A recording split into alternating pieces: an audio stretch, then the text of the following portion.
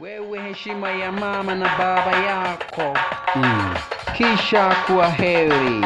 Atati abeti salime, dardabi isani lalime.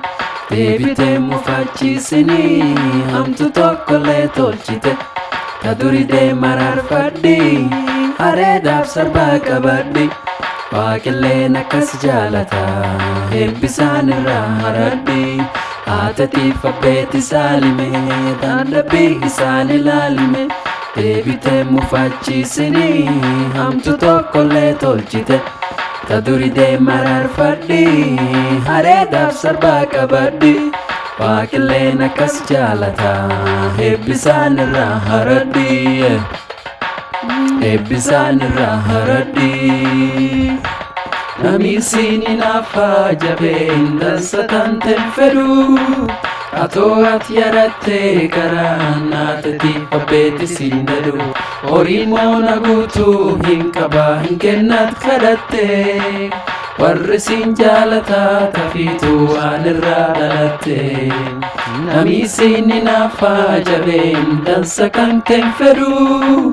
Atoo ati yaratte garaan atatiif abbeeti siin dadhu.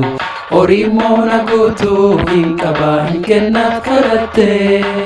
Warri siin jaalataa tafiitu waan irraa dhalatte. Horiin moona guutuu hin qabaa hin kennat kadhatte. Warri siin jaalataa tafiitu waan irraa dhalatte. Saan irraa dhalatte, saan irraa dhalatte, saan irraa dhalatte, saan irraa dhalatte.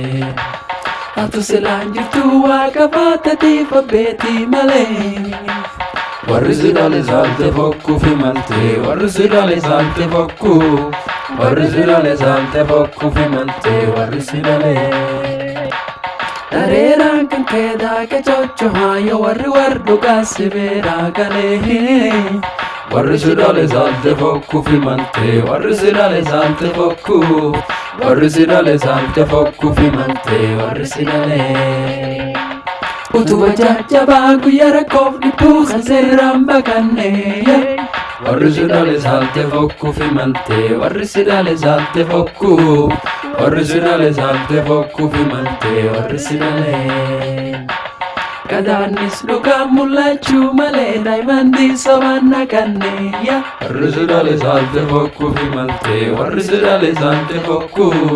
Warri si dhale saalte fokkuuf himalte, warri si dhale.